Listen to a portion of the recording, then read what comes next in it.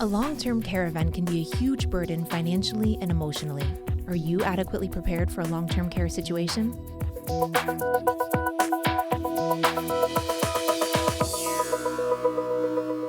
Hello, and welcome to another episode of the Advisor You Can Talk To podcast. My name is Diana Lynn. I'm an account manager and a financial planner here at Advisor Investments. Today, we're going to be discussing long-term care insurance. And to help me navigate this topic, I've invited my colleague, David Mastriani, to join us. David is an account executive and certified financial planner with Advisor Investments and our resident long-term care insurance expert. So thanks for coming, David. Thanks for having me, Diana. Okay, so you may be thinking, why is this important? Why am I going to invest the next 10 minutes or so listening to a conversation about long-term care? Well, I'll tell you why. So the majority of the clients we talk to think that they are never going to need living assistance. I'm going to peacefully pass away in my sleep at home. They don't want to confront the possibility that they might be faced with this big long-term care expense later in life. So when I say long-term care expense, that could be anything, including home care, assisted living facilities, or traditional nursing care. It's a sensitive issue because, I know I personally don't want to think about myself or my loved one in this type of situation. It's unpleasant.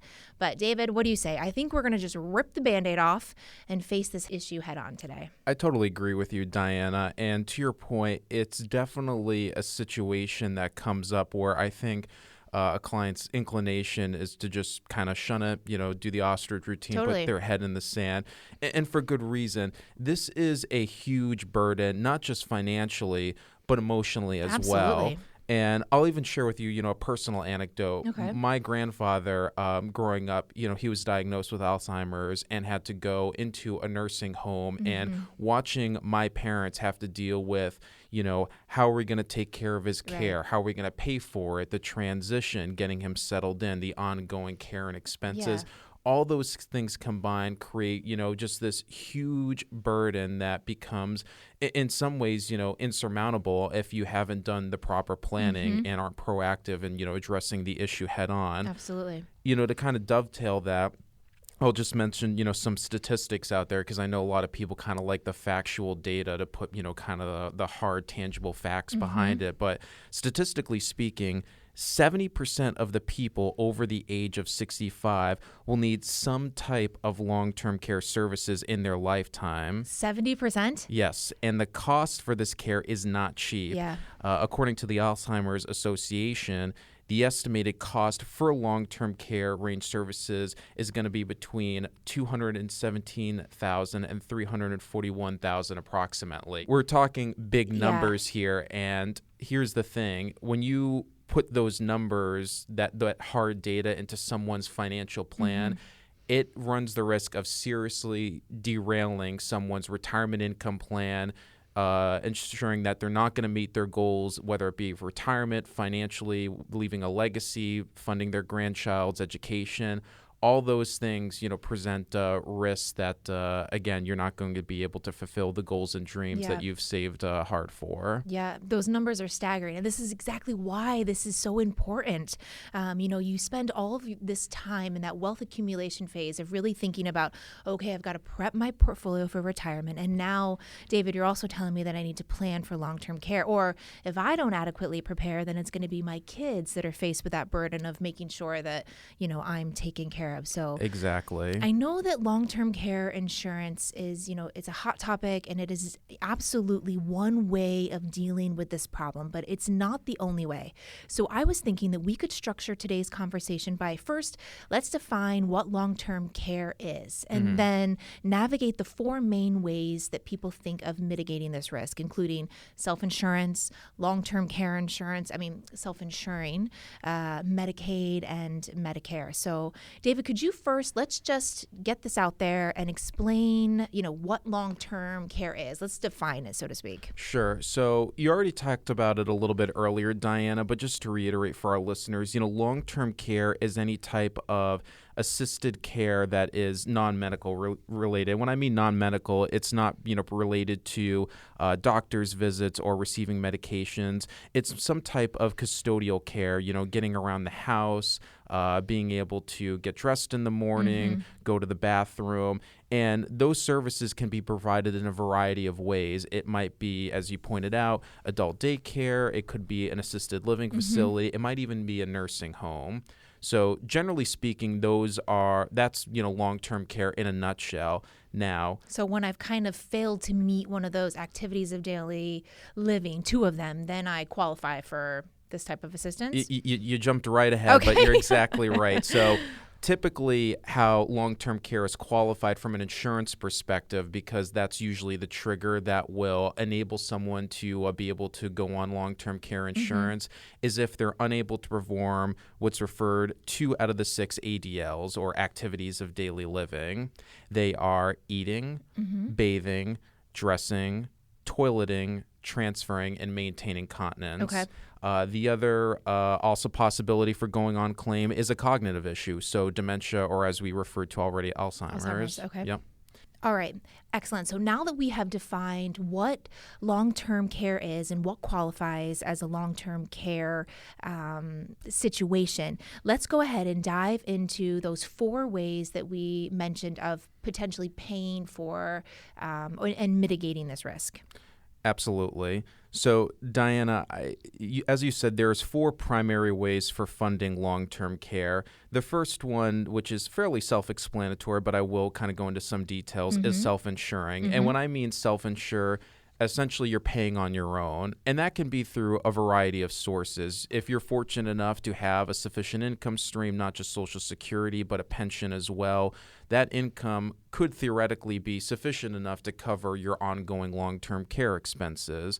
Also, if you've accumulated enough wealth through your portfolio, other investments, maybe have other assets like real estate that you could tap into, all those different assets are going to provide you an avenue to pay for long-term care on an ongoing basis, which is good in some sense because, you already have the money to rely on, but you also have to factor in the risk of having to spend down assets, maybe diminishing the size of your estate, especially if you want to leave a legacy, and also, again, kind of offsetting maybe some of the other financial goals that you had in mind. I know that sometimes we kind of use that, rule of thumb, so to speak, that if you have accumulated a portfolio net worth of around $2 million, that self-insuring is, a good possibility for you. It's an interesting thought, Diana, but I tend to steer away from, those rule of thumbs in this type of event because here's the thing. Everyone's standard of living is going to be different. You don't know what someone's expenses are going to be, what type of means they're living on a case-by-case basis. Obviously, $2 million goes a lot farther in Green Bay, Wisconsin than it does in New York City, for example. This is true. And this is where, the value of a financial plan and really, looking in to see your total portfolio, the effect of what this extra cost would do to your assets, it becomes really valuable. I'm glad you brought that up, Diana, because here's the thing. We do a lot of work here at Advisor Investments as it relates to helping our clients with their retirement income plan. And oftentimes we try to give them the benefit of looking how a long-term care situation will impact them being able to meet their financial goals and expectations. So in other words, we can look at their investment and financial goals through one paradigm of everything is normal, and then also through another perspective of what happens if you unfortunately need some type of long-term care. So I know you and the planning team have done a lot of that before, right? Yeah, we sure have. Okay, so we've talked about self-insuring, and this is already such a daunting possibility and an expensive, expense here. What are some other options that we have if paying for this entirely out of pocket doesn't feel quite right? Sure. So let me first off by describing Medicare, because Medicare does provide some coverage, but there is an asterisk that we have to attach to it. As most of our listeners know, Medicare is the health insurance that you get at 65 in retirement. Now, how Medicare law is written is that it will provide you in a best case scenario up to 100 days of coverage if you require some type of long-term care assistance. But here's the issue. There are situations where if you're going through rehabilitative care, that Medicare will shut off the spigot if you plateau in terms of your recovery. So I'll give you an example. Okay.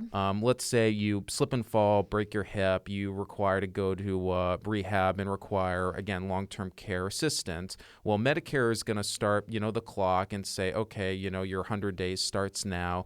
But let's say you get to the point where you've got as good as you're going to get, you've pretty much, reached the peak of your recovery.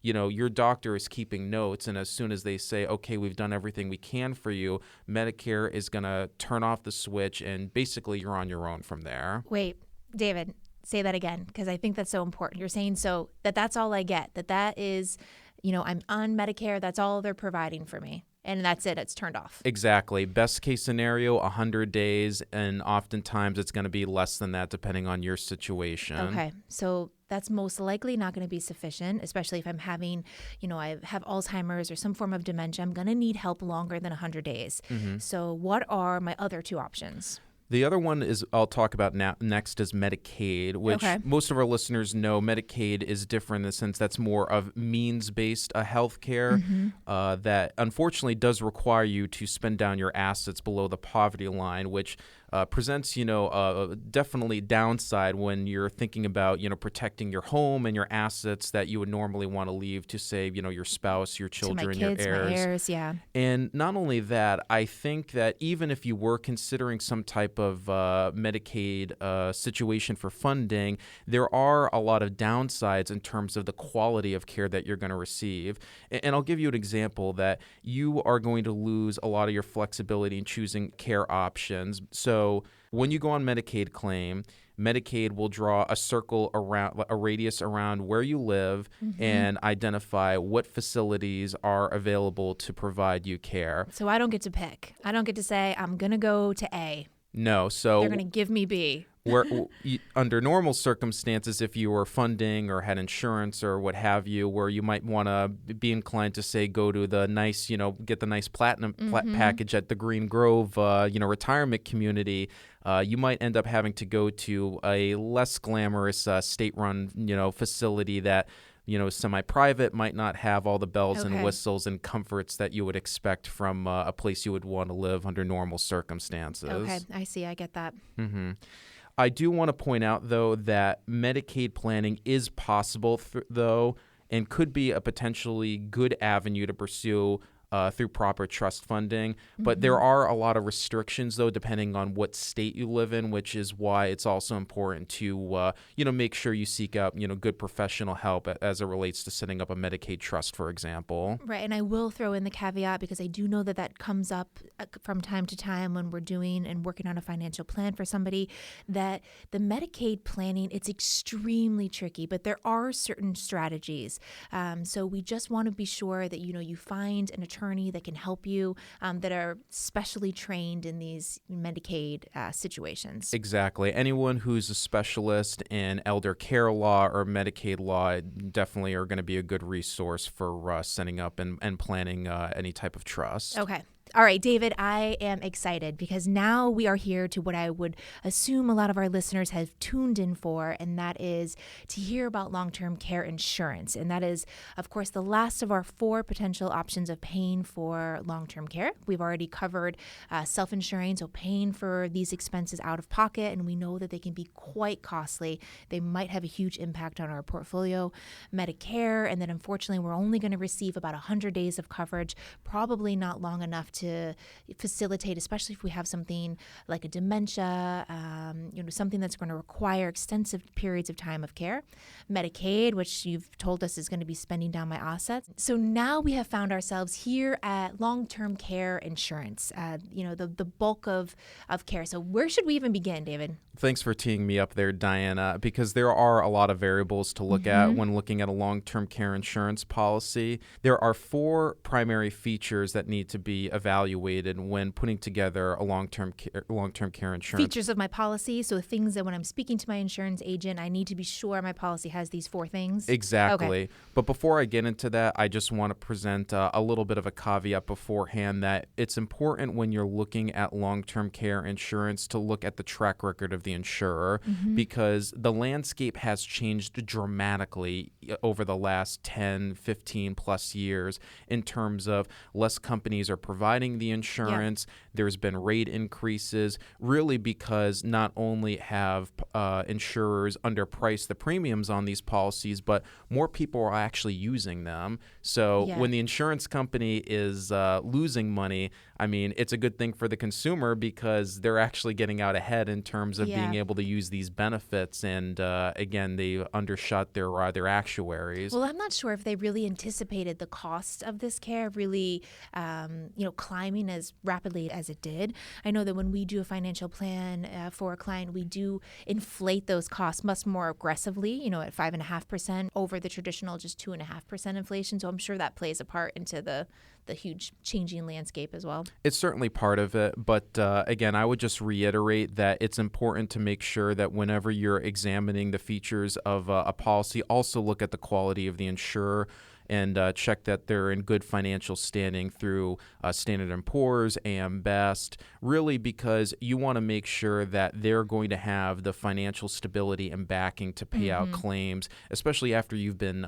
paying premiums, for several years. One of the risks of signing up with a not as well-known established name is, what if they go out of business and I've been paying for this policy and they can't help me when I need it? Exactly. Okay. So the first feature that we're going to talk about is the benefit amount, which is pretty self-explanatory. It's how much the insurance company is going to reimburse you in a given period of time. Okay. Benefits are given either on a daily amount or a monthly amount. Okay. And that's an important feature to distinguish because it affects the flexibility in terms of how you receive your long-term care benefits. Let me give you an example. Let's say that you have a policy that provides you a reimbursement of $200 for a daily benefit amount, and you're receiving long-term care. On Monday, your care costs you $100 a day, which is fine. Tuesday, it's $200 a day, which, although at your limit, you're still covered. But on Wednesday, it's $300 a day. You're not only going to get reimbursed up to that $200 high water mark, which, again, diminishes the flexibility you have, even though, on average, you're using, roughly around the same amount of benefits because you use less earlier in the week. I guess one of the nice perks about a daily benefit like that could be, what if my son is coming to help me Monday, Wednesday, and Friday, so my cost is obviously much lower, but on Tuesdays and Thursdays, I need a little bit more help from a skilled nursing assistant, and that's going to cost a little bit more. Well, that also presents the other side of the coin, Diana, and why a monthly benefit might make more sense just because tell me more. Because you have more flexibility because your cap is actually set at a monthly allotment. So let's say if you're receiving benefits of, $6,000 a month, for example, and you only use in total in the aggregate, $4,000 or $5,000, well, that is going to be fully covered because, again, you're aggregating all of your care based on the totals for that preceding month. So to use your analogy, if you have someone that's maybe coming in, like your son or a child or a cousin that's providing some level of care to you, in a given period of time that's kind of offsetting your care costs on a month-by-month basis, well, you're going to be able to really maximize the flexibility with your benefits by getting a monthly benefit amount. And so what will happen with the excess amount? So if I'm only spending, you're tallying it all together, you're averaging it out, I'm spending only $500 a month, but my benefit is $600 a month. Where is that extra $100 going to go? Yeah, so that's a good example, Diana, and actually dovetails with our next variable when it comes to long-term care policy design, which is your benefit period. Okay. And when I mean benefit period, we're talking about the length of time that you're going to receive benefits. But here's the wrinkle is that it's not a set period of time. The benefit period is really a multiplier that creates a pool of coverage. Oh boy, he's getting his calculator out. So let me get on the edge of my seat here. This is going to get good. Just want to make sure all listeners can follow along with the math. But here, I'll give you an example. Okay. So let's say that you have a policy that provides you with $200 a day. So that's 200 times, 30 days in a month. So that's $6,000 a month. And then multiply that by 12 months in a year. Or excuse me, 12 months. 12 months in a year. So that's $72,000 a year. Well, if your benefit period is 3 years, for example, 72,000 times 3, that's $216,000. That's your benefit pool that I mentioned as an example. Okay. Now, here's what's interesting. Your benefit pool is $216,000, but let's just say, for example, you go on claim and you're only using, instead of $200 a day, $100 a day. Well, after 3 years, you're still going to have half of your benefit pool left over, which is $108,000. So theoretically, you could extend your benefits for an additional 3 years, assuming, again, your level of care costs remain, static and remain consistent. So that flexibility in terms of being able to extend your benefit, the amount of time that you're going to receive benefits, especially early on when you're not using the full allotment of reimbursement that you're entitled to, that provides, a huge advantage, especially as it relates to care flexibility. That is huge. That is, now I'm getting a extended period of extra time. I also wanted to ask you, I know that I have seen some policies when, looking into doing financial plans for clients that has different, I don't want to say a rider, but a different, flexibility, so to speak, for, like, let's say, for example, for myself and my partner. We have this long-term care policy that is purchasing the policy together. Aren't there couples discounts, or can't we use this excess, valued amount of unused benefit together? That's a good point, Diana, and I think it dovetails well with the benefit pool. You are correct that there are a lot of policies that you can purchase as a husband and wife, couples discount. And it's not just the cost savings that's great there. You also have the advantage with most of these insurance policies that you can tie in the benefit pools together. So I'll give you an example. Let's say, Mr. and Mrs. Jones purchase long-term care insurance. Mr. Jones never uses his insurance. He passes on, and Mrs. Jones, continues to live on her own. But then in a few years, she has to go on claim.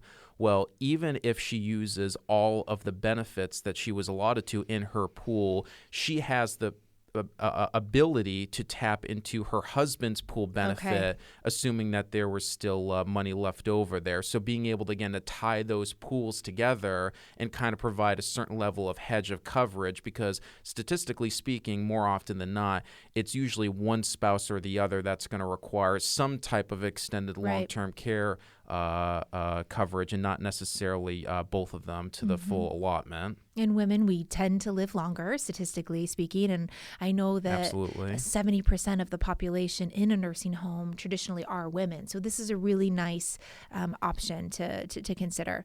Anything else about long-term care insurance that we should really think about before we move on? Well, we got two more policy benefits that we need to talk about, and I'll cover them, try to be a little bit concise because they are pretty straightforward, but important to touch upon. The third one that we haven't discussed is the elimination period, which pretty much is the insurance company version of a deductible. It's saying that you have to wait a certain amount of time before, when you go on claim, before actually receiving benefits. The vast majority, I want to say over 90% of policies, have a 90-day elimination period. Okay. And if you're listening at home, you might think, why 90 days? Well, it goes back to what we talked about before with paying with Medicare, because Medicare, in a best case scenario, will cover you up to 100 days. So whenever you go on claim, Medicare is going to provide the first layer of coverage while you're going through that elimination period. And ideally, whenever Medicare drops off, you'll be able to provide a seamless transition into your long-term care insurance once you've satisfied your elimination period. Okay. So the last policy benefit is the inflation rider, which, Diane, as well as I do, $1 today isn't worth $1 tomorrow, and the cost of long-term care is going up. not necessarily so much in line with healthcare costs, but within the cost of labor, the cost of housing, which are the real drivers of long-term care insurance. That being said, most policies have some level of inflation protection that they can provide, usually through some type of simple or compound interest coverage. Another thing that we've seen that's become more prevalent is actually tying your inflation protection to the CPI, or the Consumer Price Index, so that way you have a stronger corollary to the actual cost of long-term care expenses to the amount of benefit of your long-term care coverage. I see what you're saying. So it's just, and that's a great important thing to note, that when you are taking out this long-term care policy, when you're looking at that daily benefit or that monthly benefit, daily benefit of $500 a day, that seems wonderful right now, but 10 years down the road, with inflation being, let's say 2.5% or so, that $500 is not going to take me as far then as it will today. So making sure that you are adequately protected with what we call COLA, so the cost of living adjustment. Exactly. All right. I think this is great. Thank you so much for that, David. So I'm so excited that we've adequately covered those 4 different types of paying for insurance. I'm paying for long-term care, really 3, since we've fully disclosed that Medicare isn't going to adequately prepare us for us. So changing gears a little bit here, I was shocked to learn that the median cost of a semi-private nursing home was $85,000 a year, and that's coming from Genworth. So David, how much of this annual cost would be covered by long-term care policy, and how much is this long-term care policy going to cost me? That's a really good question, Diana, but it's also a very difficult question to answer, just because long-term care insurance isn't necessarily mean to be the end-all be-all when it comes to full coverage. Okay. It's really meant to act as co-insurance. Mm-hmm. And when I mean co-insurance, you're trying to hedge your risk. You're not intending to fully insure or fully fund long-term care, a long-term care situation. Think of it this way, that whenever you're purchasing any other type of insurance, you don't want to get necessarily all the bells and whistles and fully, insure, whether it be for disability or your homeowners or your car insurance. You just want to have enough coverage that's going to adequately protect you in the event of a loss. And long-term care coverage is the same way. So kind of thinking of it like a car, maybe, I can have the option. I can purchase the Cadillac with all the bells and whistles. I got a heated steering wheel. I got lane assist, or maybe I don't need all that. Maybe I just want, I drive a Toyota Prius and I'm super happy with that. Is that what you mean? Exactly. Just as long as you don't buy the Pinto. Okay. So no Pinto. Okay, so we've spoken about the cost. We have the option. We can get that premium policy, or we can just get, a policy that's going to meet our needs, just making sure we are fully protected and not buying, getting the bottom of the line. So another trend that we're seeing, and I think this might kind of play off of what you mentioned earlier, David, about how the landscape of long-term care is really shifting. The costs are escalating. Fewer and fewer insurance companies out there are even offering long-term care as an option. So I know that we've started to see this transition of, other types of insurance policies with a long-term care rider associated with it. Could you elaborate into some other alternative options that we might have available to us? Diana, as you alluded to, the landscape has kind of migrated to match the needs of consumers to have more hybrid options when it comes to long-term care funding. A classic example would be a life insurance policy with a long-term care rider. So oftentimes, clients will have a type of permanent insurance with cash value that, they've accumulated over time, they've been paying premiums into, they have it for estate planning reasons or legacy reasons and so forth. Well, what you can do is actually 1035 your cash value into a new policy that not only will pay a life insurance benefit, but also have the potential to provide you to allow you to receive long-term care benefits by tapping into that cash value prematurely. So I'm going to stop you because I know we're both financial planners. So you said 1035. I was with you. I knew exactly what that meant. But do you want to explain, just in case somebody's listening that doesn't exactly know what the 1035 exchange is. Sure. So good question. 1035 exchange, simply stated, is being able to have a tax-free transition of your life insurance cash value from one policy to another.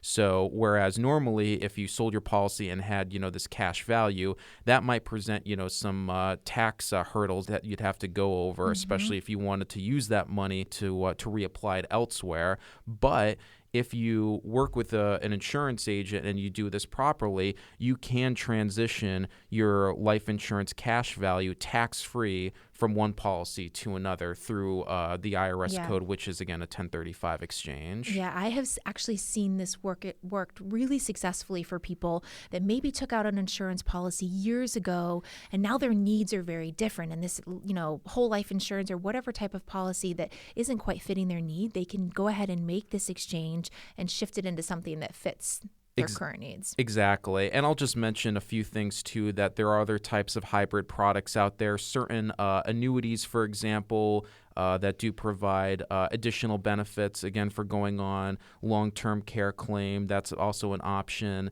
One thing I do want to point out, though, and I've kind of mentioned this in passing about not only pursuing companies that are going to provide sufficient coverage and are in good financial standing, but also make sure that you work with an independent insurance agent that is well-versed in long-term care policies, preferably someone who has a CLTC designation, otherwise known as Certification for Long-Term Care, because they're going to understand not just the pros and cons with each policies, but which insurers are going to be more inclined to provide better rates, more favorable underwriting, and really just be able to match you with the policy that best meets your needs and expectations. Yeah. I'm just going to put an exclamation point on what you just said, so to speak, that this is a really good potential option. So, take a look at the current policies that you have, out right now. Be sure that they're still meeting your needs. If not, maybe speak to, your insurance agent and consider this as an option. So I also wanted to mention, David, you and I, as financial planners, we encounter clients all the time that are, they've taken the proper steps to protect themselves. They've taken out this long-term care policy, but in the same vein of, this landscape shifting and the times changing, that the long-term care policies aren't all exactly what they used to be. So maybe now my policy is renewable. So what that means is every year, the insurance company is guaranteed to renew my policy again without me having to go through the underwriting. I don't have to go through another health screening. But these policies, unfortunately, you can't get a non-cancelable policy anymore. So meaning that every year, while the insurance company has got to continue to renew the policy for me, they also can't increase my premiums. That, unfortunately, has gone by the wayside, and now we're just in those guaranteed renewable. So basically, they can't kick us out. But they reserve the rights to receive the premiums. So I just wanted to kind of get your opinion on this. Sure, Diana. And not to, again, sound redundant, but we have talked about the changing landscape and the fact that insurance companies really misread the market when it came to creating these policies, many decades ago. And as you said, there is the potential for a rate increase. And if someone receives that letter in the mail, they're thinking, well, what should I do now? To take a step back, I do want to point out that insurance companies cannot raise rates on individual policyholders. Okay. So they can't go to the Smith family and say, we're raising your rates. They have to do it for a class of policyholders state by state. Typically, how the process works is that the insurance company will sit down with the state insurance commission and say, listen, we misread the market. Our actuaries were wrong. This is what we found out. We need to raise rates by X amount in order to make sure that we have proper funding and can provide coverage. So once the commissioner hears out their case, they'll decide, okay, we agree with you. We will allow a rate increase, or maybe they won't, or maybe they will kind of go back and forth at determining, what's appropriate. In the event of a rate increase, though, I do want to point out that it's always better to pursue a lower level of coverage or augment your benefits as opposed to canceling outright. Because if you cancel your policy, you're not going to get your premiums back. There's no reimbursement. You're basically just out. You're out completely. but you might be able to, if there's a concern as it relates to your budget and being able to afford your premiums, there are ways that you can make adjustment to your policy benefits that we talked about before. So whether it's lowering your benefit amount, maybe adjusting your inflation coverage, maybe even potentially increasing your elimination period if you think you're going to have enough of a safety net to cover you before your insurance kicks in. All those things are potential factors, so that way you can make sure that you're adjusting your policy within your budget in the event of a rate increase. So we have options. Exactly. We're not stuck. Okay, so I think we got really nitty gritty there. Let's bring it back to the big picture. So what are some of the factors to decide if, this is a lot to digest. So how do I really decide if I'm a good candidate for a long-term care insurance policy and, is it a good fit for me? Diana, it's an interesting question from the perspective that I don't want to oversimplify this, but we haven't really talked about the underwriting component of long-term care you make insurance. A very good point. Because you're not just like going to the store to buy an eggs. Long-term care insurance isn't really commoditized. You are applying for it. I got to qualify. You do have to qualify. Yep. You need to be approved. And a lot of that plays into your health history, your family's health history, typical red flags that an insurance company is going to look for to see if you're viable for long-term care insurance is saying, is there any history of cancer, strokes, diabetes, certain medications you take? All those things will affect your insurability. So again, going back to what we talked about before, make sure that you are working with an independent agent that knows which companies are going to be best suited to apply for, because frankly, certain companies might be sticklers for one medical condition versus another, depending on who you apply with. I think that's just a really good thing to remember, is that just to kind of be open-minded, and that some of it is out of our control, out of our hands, and what we can qualify for. Yeah, and bringing it more big picture, Diana, talking about the more qualitative factors, think about what you're trying to achieve with your financial plan. If you have, again, a certain amount of assets that you're worried about jeopardizing, especially if you want to leave money as part of a legacy plan, be it to your children, other heirs, or even a charity, think about, again, the impact of a long-term care situation and how that might diminish the value of not just your portfolio, but your other assets as well. So we talked about this in the beginning of the show, but doing a financial plan certainly will provide some perspective on that and might dictate at least evaluating long-term care insurance as a part of, as an option of the what-if situation. I think another component, too, of is the long-term care insurance the right fit for me? It kind of almost seems like the sweet spot, so to speak, for purchasing a long-term care policy could be somewhere maybe if I'm in my mid-50s, so my kids are out of the house, they're kind of off my payroll, so to speak, college is paid for, I'm not quite retired yet, so I'm still bringing in an income. When do you see the best time is to purchase this policy? Typically, the sweet spot that we find is somewhere in the kind of mid-50s. Okay, that's what I was thinking. Yeah, I mean, you could also purchase a little bit later, but the premiums are really going to spike once you hit the age 65. The reason being is that as you get older, obviously more health issues become prevalent, and that presents a risk in terms of insurability.